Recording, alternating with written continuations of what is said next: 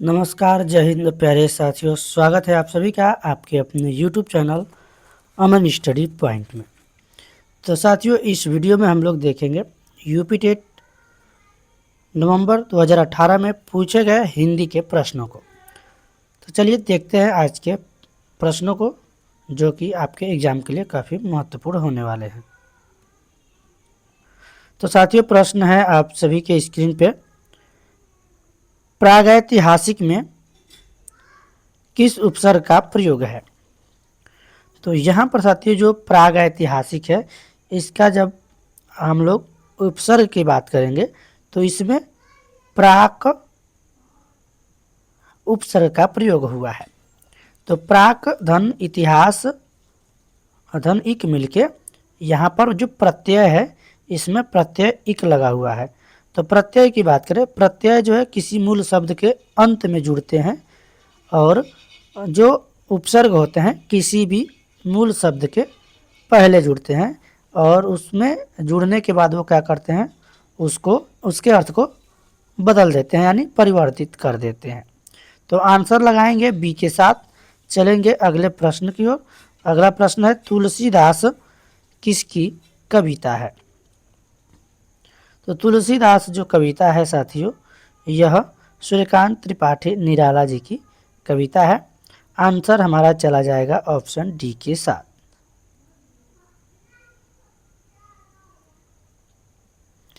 अगला प्रश्न है, बहिष्कार का संधि विच्छेद क्या है।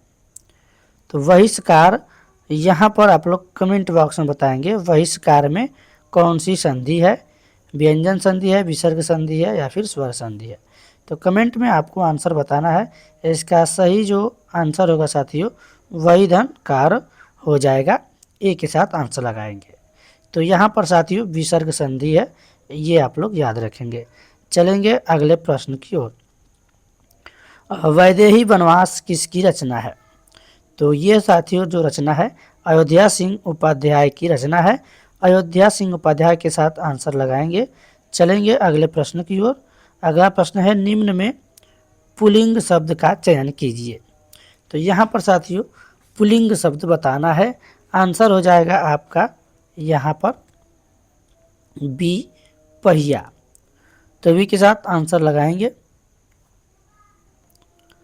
तो इसमें बाकी सब जितने आप देख रहे हैं, पखावज, लिखावट, मझधार, तो ये सभी क्या है, स्त्रीलिंग है।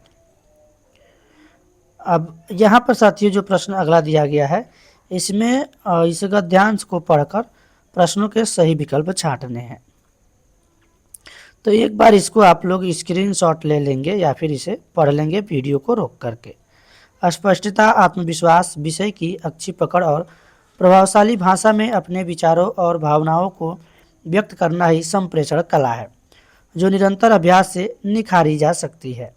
एक दिन में कोई अच्छा वक्ता नहीं बन सकता तथा भाषा पर अनायास ही किसी की पकड़ नहीं हो पाती।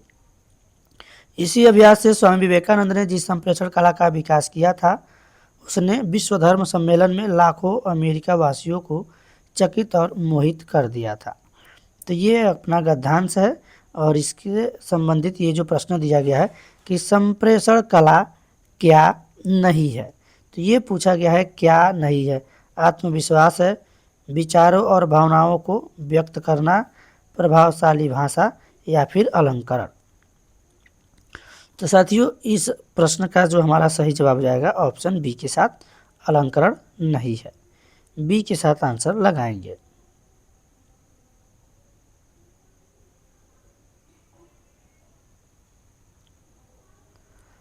अगला प्रश्न देखेंगे साथियों। अगला प्रश्न है, संप्रेषण कला का विकास किससे होता है। अभ्यास से, भाषण से, विषय की अच्छी पकड़ से, या फिर अनायास से। तो अभी हम लोगों ने पढ़ा कि अनायास ही नहीं होता है। ये कैसे होता है, संप्रेषण अभ्यास से होता है, प्रैक्टिस। तो बी के साथ आंसर लगाएंगे। अगला प्रश्न पूछा गया, निम्न में से संयुक्त व्यंजन कौन सा नहीं है।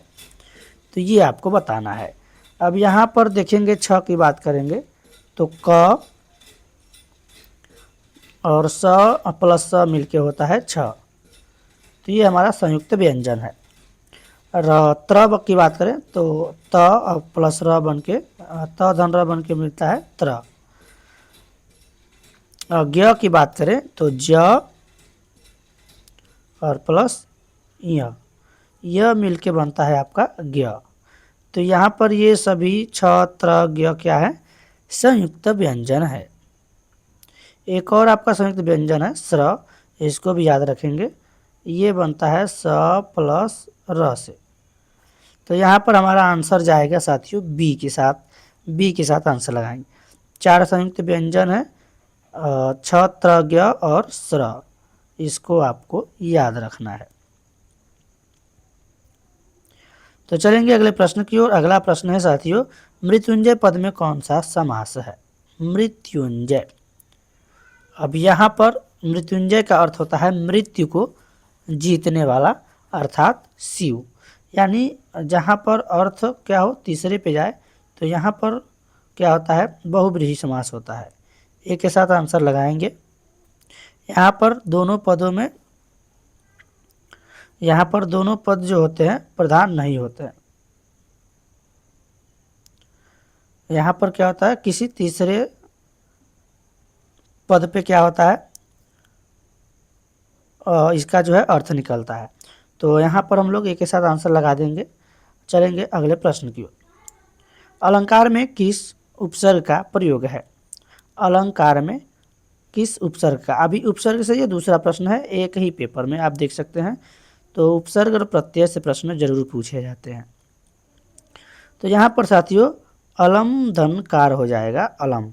तो अलम देखेंगे ऑप्शन डी में है, डी के साथ आंसर लगाएंगे। यह पुस्तक किसकी है? में रेखांकित शब्द पद परिचय दीजिए। यानी यह जो शब्द है ये क्या है, ये आपको बताना है। तो पुस्तक क्या है, यह पुस्तक किसकी है? पुस्तक एक वचन है। अब इसके साथ जो ये सर्वनाम प्रयोग हुआ है, अब सर्वनाम की बात करें तो जो शब्द संज्ञा के बदले प्रयोग किए जाते हैं वही क्या होते हैं, सर्वनाम होते हैं। तो यहाँ पर अगर बात करें पुस्तक अगर एक वचन है तो ये यह जो शब्द है ये भी क्या होगा, एक वचन होगा। तो यहाँ पर अगर हम आंसर की बात करेंगे साथियों तो आंसर हमारा हो जाएगा बी, सार्वनामिक विशेषण। यानी किसकी विशेषता बता रहा है, पुस्तक की ये क्या हो गया, विशेष्य एक वचन हो जाएगा। क्या होगा, एक वचन स्त्रीलिंग। तो चलेंगे अगले प्रश्न की ओर। अगला प्रश्न है विशेषण शब्द का, विश्लेषण शब्द का विलोम होगा। तो विश्लेषण का अर्थ होता है पृथक करना या फिर अलग करना। तो यहाँ पर उसको हम लोग क्या करेंगे, अब जो चीज़ विश्लेषण है तो उसको हम क्या करेंगे, संश्लेषण कर देंगे। यानी आंसर हो जाएगा सी। तो संश्लेषण का हो जाता है मिलाना या फिर जोड़ना या एक साथ करना। चलेंगे अगले प्रश्न की ओर। अगला प्रश्न है जिनका उच्चारण ऊपर के दांतों पर जीभ लगाने से होता है उन्हें क्या कहते हैं? तो साथियों ऐसे वर्डों को, ये वर्डों की बात की जा रही है, वर्डों का जो उच्चारण स्थान होता है उसकी बात की जा रही है।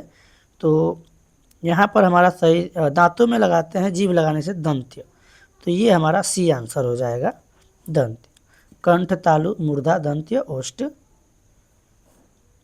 जो यहाँ पर हमारा सही आंसर होगा सी, सी के साथ आंसर लगाएंगे। चलेंगे अगले प्रश्न की ओर। तो कंठ में हमारे आते हैं क, ख, ग, घ, अंग। और जो दंत्य होते हैं, दंत्य में हमारे क्या होते हैं, त, थ, द, ध, न। एक बार आप लोग बोल के प्रयास करेंगे, उच्चारण करेंगे तो आपको पता चलेगा या फिर महसूस होगा कि जो हमारे जीभ है, जिह्वा है, वो दंत को यानी दांतों को स्पर्श कर रही है। बोलकर आप लोग प्रैक्टिस करेंगे तब अच्छे से याद होगा।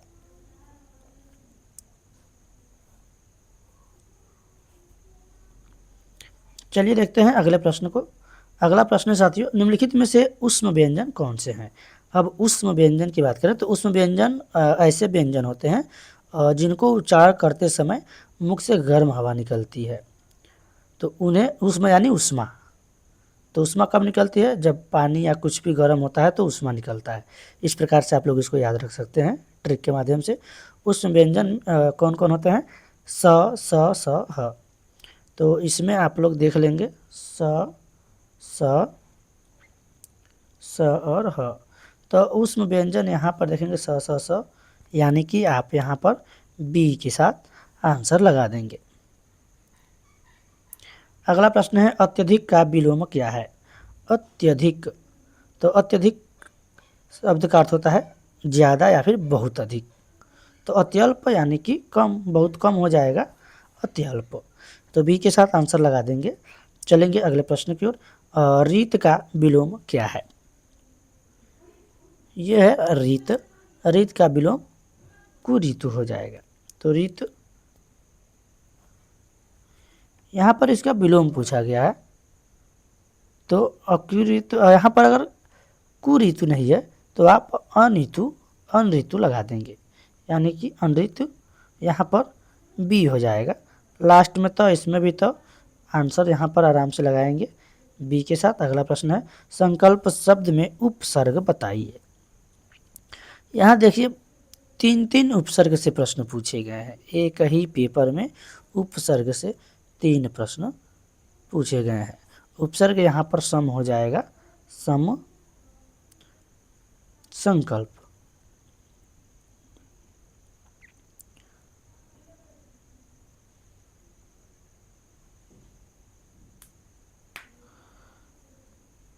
चलेंगे साथियों अगले प्रश्न की ओर। मुझसे खड़ा भी हुआ नहीं जाता वाक्य का वाच्य होगा।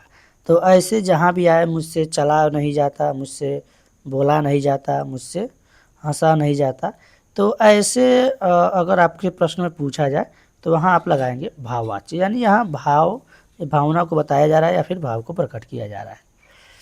तो यहाँ पर हम आंसर लगा देंगे बी के साथ।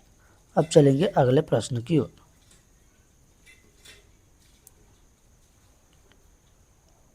अब यहाँ पर तद्भव और उसके तत्सम का कौन सा मेल गलत है, ये पूछा गया है।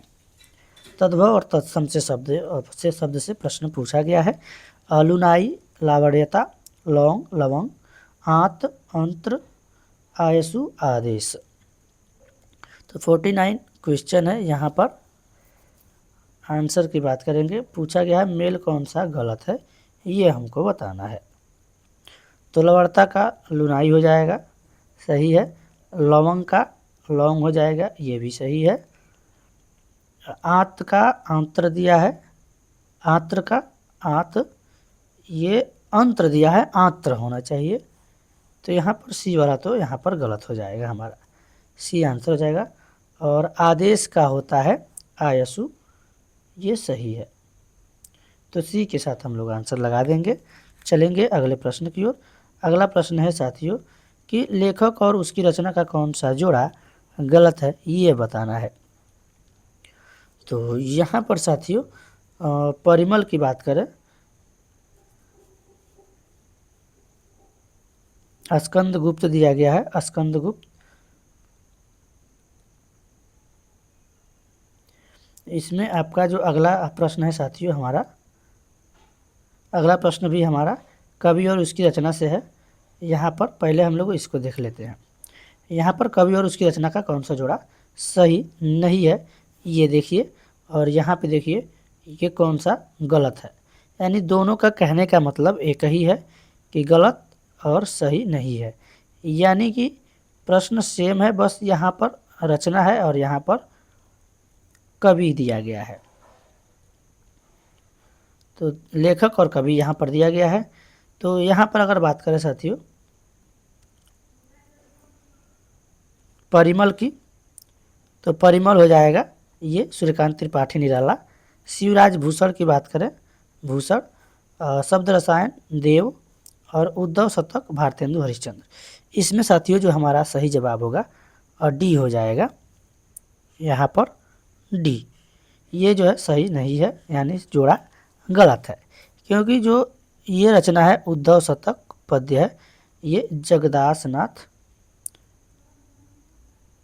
जगन्नाथ दास रत्नाकर की है। रत्नाकर, इसको आप लोग नोट कर लेंगे। अब इस प्रश्न की हम लोग बात करते हैं 50 नंबर 50, लेखक और उसकी रचना वाला। स्कंदगुप्त की बात करें तो स्कंदगुप्त ये जो है किसकी रचना है? जयशंकर प्रसाद की है। किसकी है? जयशंकर प्रसाद की है। तो इसलिए ये जो है क्या है? जोड़ा गलत है। ये इसका आंसर हो जाएगा। संस्कृति के 4 अध्याय रामधारी सिंह दिनकर की रचना है। रसज्ञ रंजन आचार्य महावीर प्रसाद द्विवेदी की है। अशोक के फूल आचार्य हजारी प्रसाद द्विवेदी की रचना है। तो ये रचना भी आप लोग याद कर लेंगे, नोट कर लेंगे। यानी कि ऐसे अब अपना जो है क्लियर हो रहा है कि इस टॉपिक से प्रश्न पूछे जाते हैं। हो सकता है कि इस बार कभी रचना से न पूछ के किसी और टॉपिक से पूछ दे। यानी इतना क्लियर है कि इन टॉपिक से प्रश्न पूछे जाते हैं, पूछ सकते हैं, संभावना है। और प्रत्यय, उपसर्ग, इन सब से तो प्रश्न अक्सर पूछे जाते हैं। गद्यांश पद्यांश आपके हर साल पूछे जाते हैं। आप पिछले विगत वर्षों के सभी पेपर उठाकर देख लीजिए। लेखक और उसकी कृति के युग्म में कौन सा युग्म गलत है? अब देखिए ये 3 प्रश्न ऐसे ही हो गए युग्म वाले लगातार। तो आर्यों का आदि देश डॉक्टर संपूर्णानंद, बोलगा से गंगा राहुल संकीर्त्यायन, सूरत का 7वां घोड़ा धर्मवीर भारती, ये सभी क्या है? सही है। अब यहाँ पर बात करें जो हमारा डी है दर्शन दिग्दर्शन, ये जो रचना है रामचंद्र शुक्ल की नहीं है, धर्मवीर भारती जी की है। तो धर्मवीर भारती दर्शन दिग्दर्शन और सूरज के 7वां घोड़ा, ये दोनों आप लोग याद रखेंगे, धर्मवीर भारती जी की कृति है। तो यहाँ पर डी के साथ आंसर लगा देंगे। डी हमारा क्या होगा? सही जवाब होगा इस प्रश्न का। चलेंगे अगले प्रश्न की ओर। विराम चिन्ह की दृष्टि से कौन सा वाक्य शुद्ध है? शुद्ध वाक्य यहाँ कौन सा वाक्य अशुद्ध है, ये पूछा गया। तो प्रश्न को ध्यान से पढ़ेंगे, जल्दीबाजी में गलत आंसर नहीं। हाँ मेरा यही विचार है। तो यहाँ पर देखेंगे, हाँ मेरा यही विचार है। अब अशुद्ध पूछा गया है। यहाँ पर देखेंगे इसमें कहीं भी विराम चिन्ह बीच में नहीं लगा हुआ है। तो यही हमारा क्या हो जाएगा? आंसर हो जाएगा। बाकी देखेंगे वह ईमानदार, परिश्रमी, कर्मठ और मृदुभाषी है, इसमें विराम चिन्हों का प्रयोग हुआ है। ये कामा देख रहे हैं लगा हुआ है, वाक्य का अर्थ स्पष्ट हो रहा है। उसके पास धन, वैभव, नौकर चाकर आदि सभी कुछ था। ये भी यहाँ पर भी देखेंगे तो यहाँ अंत में पूर्ण विराम होना चाहिए, ये छूट गया है, तो यहाँ पे होना चाहिए। आप हमारे घर आना चाहते हैं तो आइए, ठहरना चाहते हैं तो ठहरिए। तो बाकी सही है, एक के साथ हम लोग आंसर लगाएंगे। चलेंगे अगले प्रश्न की ओर। कौन सा शब्द भिन्न अर्थ और प्रकृति का है? सनातन, चिरंतन, शाश्वत और अधुनातन। तो यहाँ पर बात करें साथियों आंसर की, अधुनातन हमारा आंसर हो जाएगा ऑप्शन डी। अधुनातन का मतलब हो गया साथियों प्रेजेंट का। प्रेजेंट बोले तो इसको हम हिंदी में बोलेंगे क्या बोलते हैं इसको, वर्तमान में, यानी जो चल रहा है। बाकी ये शाश्वत की बात करें तो ये क्या हो जाएगा? नित्य निरंतर, मतलब हमेशा रहने वाला। चिरंतन की बात करें तो इसका अर्थ हो जाएगा बहुत दिनों से चला आने वाला। और यहाँ पर ये मतलब आपको भिन्न अर्थ की प्रकृति बताना है, तो डी हमारा आंसर हो जाएगा। बाकी ये तीनों एक जैसे अर्थ प्रकट करते हैं, इतना ही ये पूछा गया है, यही समझना है। अर्वाचीन शब्द का विलोम होगा, तो अर्वाचीन शब्द का विलोम बताना है साथियों, यहाँ पर प्राचीन हो जाएगा।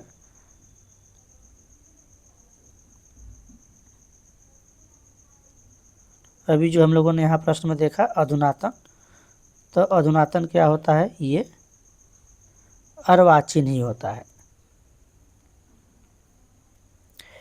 तो चलेंगे अगले प्रश्न की ओर, देखेंगे अगले प्रश्न को। व्याकरण की दृष्टि से कौन सा शब्द अशुद्ध है? शब्द अशुद्ध बताना है, कौन सा शुद्ध है और कौन सा अशुद्ध है।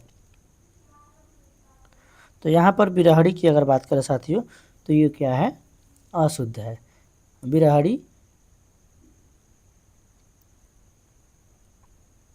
अब अगर इसके शुद्ध रूप की बात करें तो ये हो जाएगा बिरहिड़ी।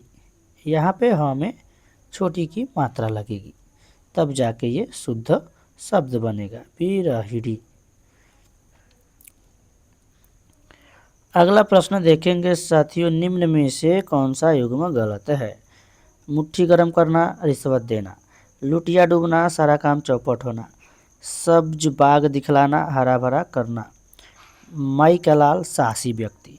अब यहाँ पर माई का लाल मतलब साहसी व्यक्ति, ये भी सही है, रिश्वत देना ये भी सही है। तो आंसर हमारा कौन सा होगा? गलत वाला युग्म बताना है साथियों। तो सी हो जा रहा, सब्ज बाग दिखलाना, हरा भरा करना नहीं होगा। इसका जो अर्थ होगा साथियों, झूठी आशाएं दिलाना या फिर झूठी दिलासा दिलाना, झूठी आशा या फिर दिलासा दिलाना। तो आंसर जाएगा सी के साथ। अगला प्रश्न देखेंगे यहाँ पर कि मेरी भव बाधा हरो, राधा नगरी सोय, जातन की झाई परे, श्याम हरित द्युति होय। उपयुक्त दोहे में कौन सा अलंकार है, ये पूछा गया है।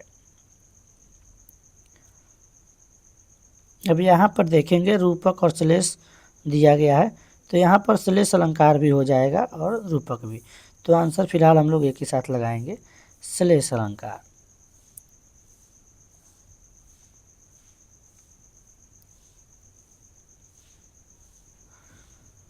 अब यहाँ पर जो देखेंगे आप,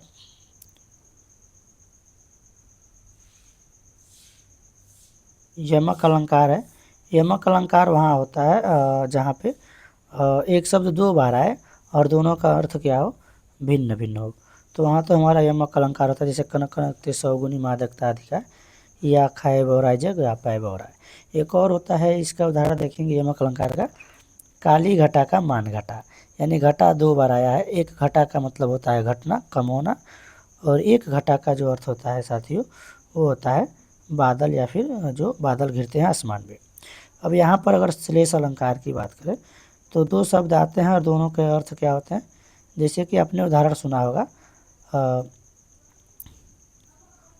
रहीमन पानी राखिए, बिन पानी सब सुन, पानी गए न उपरे, मोती मानुष चून।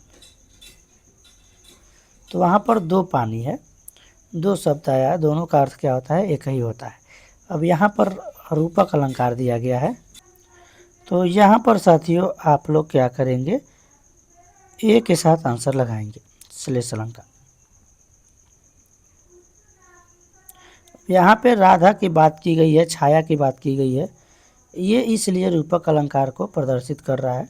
तो या तो रूपक अलंकार ऑप्शन में नहीं देना चाहिए, या फिर यहाँ पर राधा का ये जिक्र नहीं होना चाहिए, या फिर छाया वाला शब्द इसमें नहीं जाना चाहिए। यानी राधा की छाया को यहाँ पर प्रस्तुत किया गया है, उनकी प्रेम की छाया को। तो फिलहाल आप लोग आंसर लगा दीजिएगा ए के साथ। चलेंगे अगले प्रश्न की ओर, गौशाला में कौन सा समास है? तो ये आ गया आपका समास से, अलंकार से, प्रत्यय से, उपसर्ग से और विराम चिन्ह से। तो ये जितने भी टॉपिक हैं, प्रश्न पूछे गए हैं, इनको आप लोग अच्छे से पढ़ के क्लियर कर लीजिएगा। अब इस प्रश्न का आंसर देखेंगे साथियों, इसका आंसर हो जाएगा तत्पुरुष समास। अभी हमने ऊपर देखा था बहुब्रीहि समास से पूछा गया था, ये द्विगु समास है, द्वंद्व समास है। तो ये आप लोग समास एक बार क्लियर कर लीजिएगा। अब एक और प्रश्न हम लोग देख लेते हैं आखिरी इस वीडियो का, देशभक्ति में कौन सा समास है? तो ये समास से दूसरा प्रश्न है साथियों, देशभक्ति यहाँ पर हो जाएगा तत्पुरुष समास। देशभक्ति अर्थात देश के लिए भक्ति। गौशाला का अगर अर्थ की बात करें तो गायों के लिए शाला यानी गौशाला।